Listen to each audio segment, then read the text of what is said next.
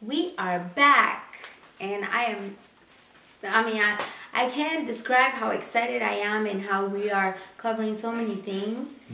For me, like I said in the other all the other videos we've been doing. Exactly. Yes. You know how you've answered a lot of the questions, and you brought me peace.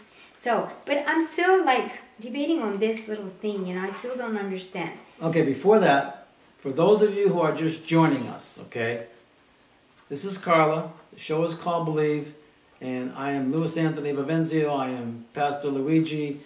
We're just here like you are.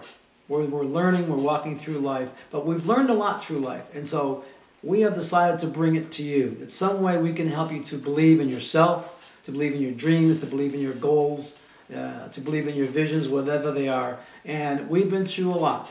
I mean, all of us have, and I'm sure you've been through yours too. And we hope that in some way, and we pray that in some way, we'll be able to help you in your walk with God. And if you don't know God, that we're going to show you how real He really is, and you are going to believe. So, Carla, back to you. Okay, thank you, sir.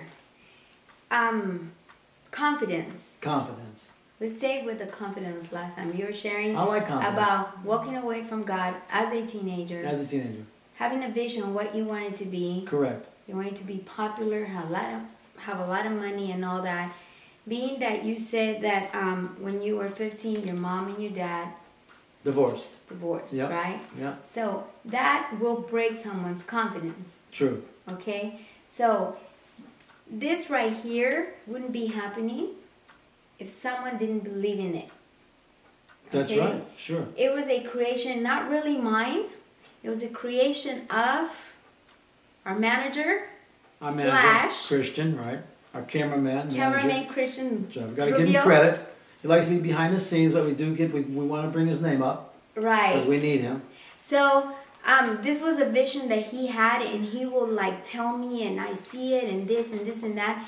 And I just couldn't see it, and I would just be like, yeah, you know what? Yeah, I see it. So little by little started opening. But then as he came a little bit more stronger, and hey, you know what? And we're going to do it, and I can see it, this, and that. I started fearing. And then all of a sudden my self-esteem was shrinking, and I'm like, no, I don't think I can do what he's talking about.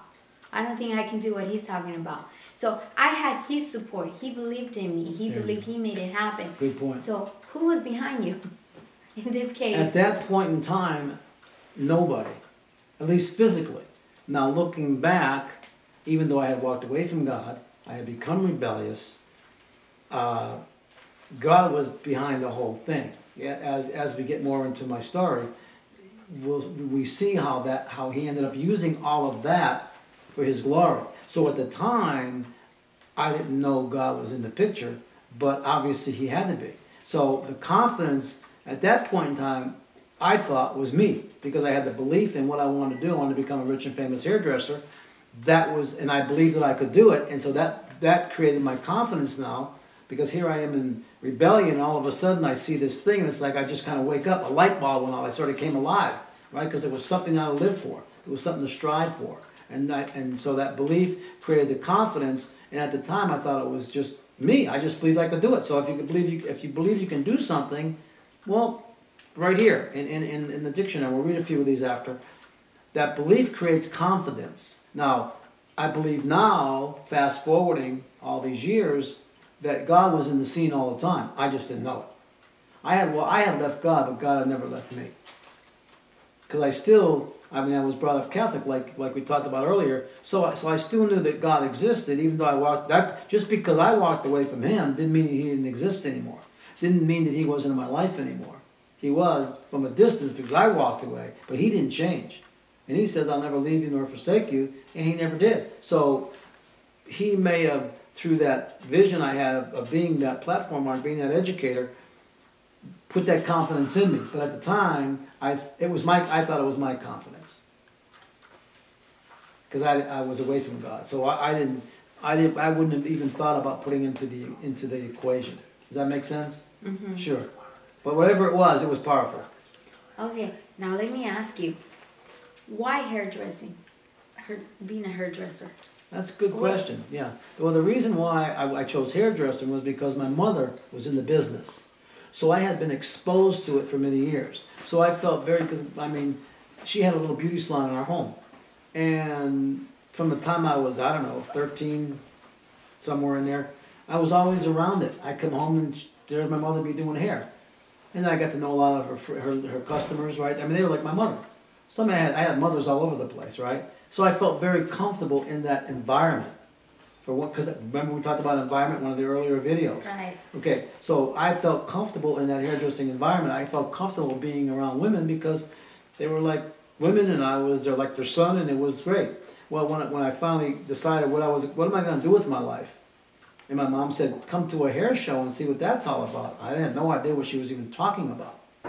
So she takes me to this hair show, and I see this person on stage, which I've shared before. And as soon as I saw that, I knew that's what I wanted to do. I wanted to become an educator like that person on stage. And so that's when the belief kicked in. That's when the confidence kicked in. That's when the passion kicked in. And I went for it because I had already been in the environment of the hairdressing business. So I felt comfortable in it. But I didn't want to just be a hairdresser behind the chair. That's why I didn't go into it before. As soon as I saw that, because as I said in one of my earlier videos with you, that I always liked the limelight. I mean, I would have liked to have been an actor, singer. I always liked the limelight. That's just something that God put in me. Some people don't do, they're better behind the scenes. I don't want to be behind. I like to be in front of the camera. You know, so way back then I had that desire. And this was an opportunity for me to be able to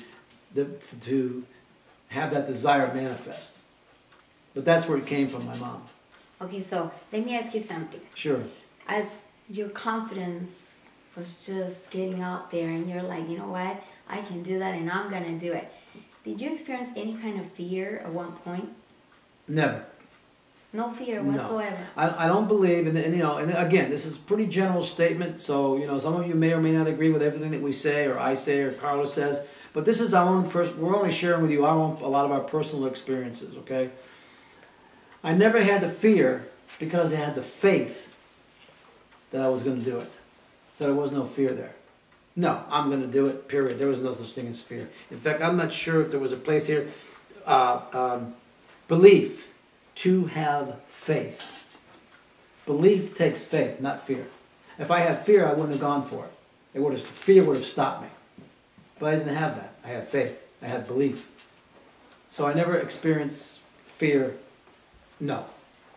So how old were you when you made this decision? I was 20. 20 years old, no fear, and going all the way for it. Going all the way for it. 20. So if you're 20 or 19 or 7, I don't care how old you are, you can go for it. But you have to believe that you can do it. And that comes from finding something that excites you, that puts passion in you. Good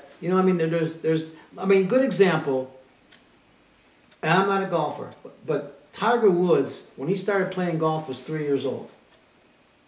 And his father built that belief in him that you can be a great golfer. Environment, like we talked about. His father said, you can be a great golfer, and kept going out there and practicing, became one of the greatest golfers in the world, still is one of the greatest golfers in the world. So your mom taking you to her little hair place, show. Yeah, oh. Her place on a daily basis. Yeah. You being exposed to doing the hair and all that built. Oh, sure. That confidence in you that, you know what, I know how to do this, I know how to do that, I can do this. I can do this. So that was the little clue. That was, yeah, I mean, from what you're saying, yeah. I think that was what built your confidence. That's possible. I mean, that's very possible. But you have to have the belief first still that you can do it. Belief is so important, and that's why we call the show Believe. If we can get you to believe and your dream and your vision and your goals and all of that, I'm telling you, if we can get you over there on the belief side, you in fact can accomplish anything you want to accomplish. It's just that simple. And listen, we have a lot more videos coming up, so be sure to keep coming back, because I don't know, we may do, who knows, 100 of these. But we'll just pray that you are going to get something out of this. we just say God bless you, and we'll see you soon.